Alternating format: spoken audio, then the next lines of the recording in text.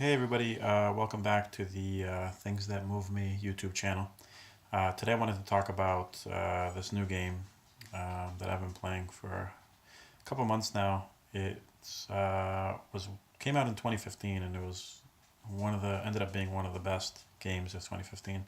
And it's kind of surprising because it's a two-player game. And a lot of times they don't really get as much hype or as much attention as other games. But this is what it's called. It's called Tides of Time by Kristian Curla. It's a card game for two players. This is what comes in the box. There's 4 tiles there on the right side, and then there's the rules there, which is nice because it is a very easy game to follow, but it's nice to have a little cheat sheet there that kind of helps you out. And then you have a scoring sheet here, and it does come with a pencil, but I have that elsewhere. But they have a ton of these pages, and you can write on both sides, which is great. And then you have these cards right here. So it's 18 cards, and I'm just going to zoom out a little bit here. You basically get 5 cards, so it's just 5 cards here. Let's do 5 cards here. 2, 3, 4, 5. Cool thing about this game is that every card has a little symbol in the top left. So I'm going to show you this card here. So what this says on the top right is kind of how you get the points. It says for majority in scrolls, gain 7. But you'll see that this card has the tower symbol on the top left. So I'm just going to go back to the little sheet here. But you'll see that there's 3 crowns, 3 towers, 3 scrolls, 3, I don't know what you call those things, but magic cards, I guess, and then 3 leaf cards. So you'll see, let's go back. And then there's 3 cards without a suit. So basically what you're trying to do is you're trying to get the best hand possible. So you'll start out with 5 cards. So let's just say these are the 5 cards here. And you'll see you have 2 of those. The thing that makes this interesting is that the words and how to get the points never match with a symbol. So you do have to get other cards to kind of work together with what you have. So what happens is this is all played in 3 rounds. The first thing you do is you pick one card that you want to keep, and that's going to be your card. So majorities are really hard initially, so we'll probably start with this one. So you'll have all these in your hand. You know, you can't show your cards to anybody, but just for the example, we're just going to cluster them right there. And you're going to play this card. And then we're just going to pick this one. This is a very powerful card, but we'll pick that one for the other person. And you just kind of lay them down like that, and then you put them in an order. So once you've picked which cards you're gonna play and keep, you're going to take your cards and you're going to switch. So it's a little bit like Sushi Go in that regard. I know there's a couple other games that do that where you swap hands. So now that's going to be their deck, and this is going to be your deck. And now you're going to be looking through your hand over here to see what might be useful. So we're trying to get some blue and the green as well. So although this one could be good too, because that's for each magic hand you get 3. So I might do that because these are already on the board. So the other player might be looking and saying, oh, he's looking to get blue and green. So I might do that just to kind of trip things up a little bit for them. And then they're going to play, let's see. Let's do that one for majority in scoring in blue. And basically that's what happens is you keep playing one card and then you swap your hand to them, and you keep going back and forth. So just to kind of speed things up, we're just going to play these 5 cards here in sequence, and we're going to play these ones in sequence as well. Sorry, I have the camera in my other hand, so I'm trying to maneuver this stuff. All right. So now, at the end of the whole turn, this is what it's going to look like. And that's where you're going to need the pad of paper over here on the side to keep track of all your points. So right here, this person needed a blue and a green. to get any kind of points, which they don't because they only have one blue, no greens. So no points there. On this one, for each hand, they get 3, and they have 1 over here. So that's 3 points. On this one, it says for majority in towers, you gain 7. They have 1, and they have 1 over here as well. But this card right here says they win all ties, which is a very powerful card to have. So unfortunately, they don't win anything on this one either. And then it says for each green card, you win 3. They have 0 green cards, so that's no points. And then this one says for each crown, you gain 3, and they have 1 crown. So that would be the 3 points there and the 3 points there, so 6 points. And you would do the same on the other side. So 6 points is very, very low. You do have 3 rounds, so you do have plenty of time to come back and, you know, do better the next hand. But that's basically how that works. Now, to go into the second round, what you're going to do is you're going to pick one of these cards here that you want to keep. So I'm going to keep this one. So I'm going to leave this one like that for now. And then I'm going to put these back in my hand. And then the second thing you have to do is pick one of these cards in your hand that you don't want to keep. So this one didn't really help me at all, the one I played last round. So that's getting removed from the game.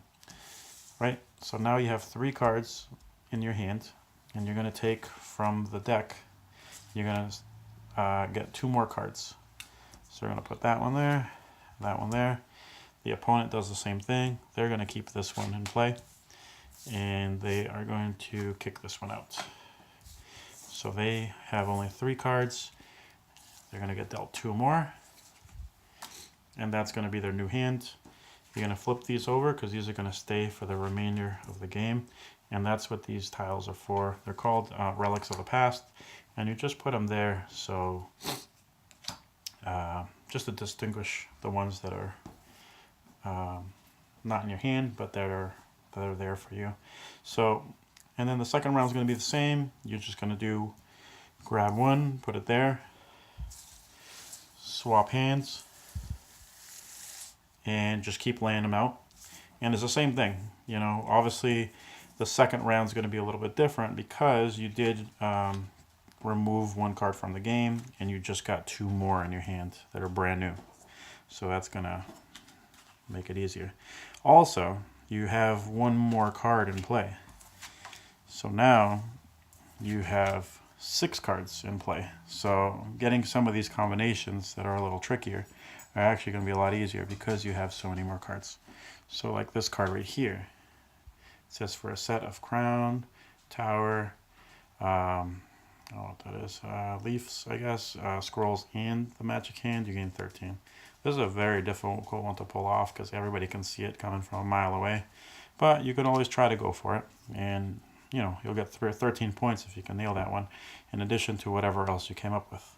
So that's the second round, and then much like the first round, you're going to go through your hand, pick one that you want to keep, and let's do this one here. This is a powerful one. I would say the more powerful ones are the ones that don't have a value to them, and they have some sort of skill set. Double the amount of your most numerous suits. This one's really powerful, especially if you're playing one of those cards. Like this one here, where it says majority of, because if you can double some of the suits you have, make it much easier to do that. So let's say that they keep this card here, then the other person keeps that one. So we're going to get the relic, place it there because that's the card that they're keeping. They're going to take this card and toss it, get rid of it from the game.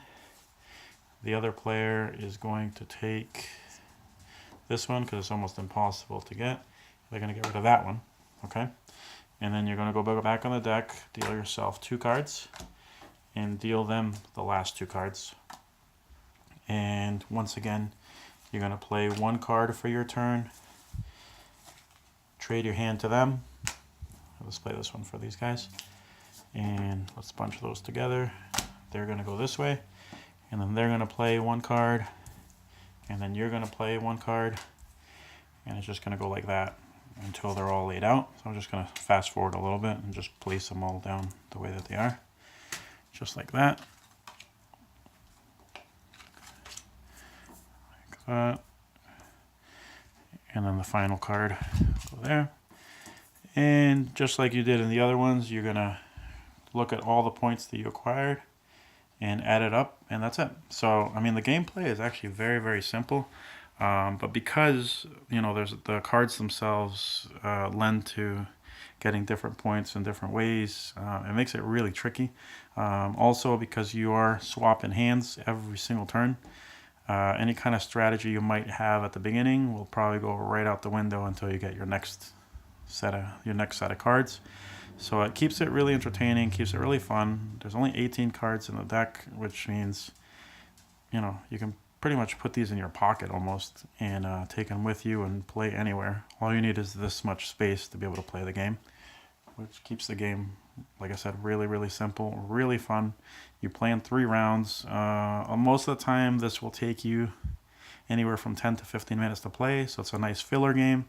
The artwork on these things are amazing, and because the cards are so nice and big, and they're well made. I mean, there's a good quality there. It's one of those games that's definitely I would say under $20 for sure. So it's really easy to grab, and it's a really fun game for 2 people. So definitely take a look at this game. If you like playing games with cards, or if you like things where you're need a little bit of strategy and trying to think a couple moves in advance, like this is definitely a game like that.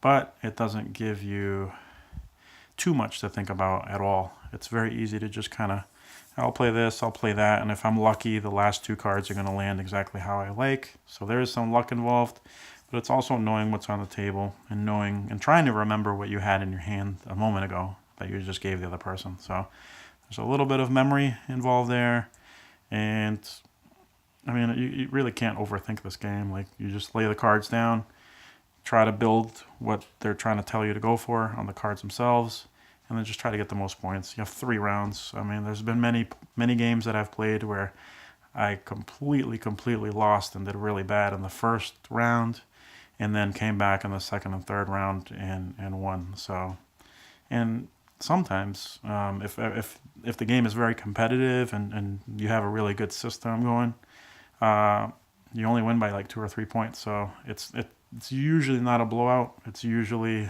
pretty competitive, unless you happen to just get really unlucky with the last couple cards that you pulled in the round, where you had something that you were trying to build to and you just happen to get the absolute wrong cards. But it's a very fun game, plays very quickly, fits in a small box like that, and I mean, just really straightforward. That's one of the reasons I like this game, and a lot of games that I prefer to play are games that have depth but are easy to teach, and obviously easy to clean up is always a good thing too. So thanks for watching. Definitely check out this game. Try to pick it up if it's something that appeals to you, and you can't go wrong. Thanks for watching.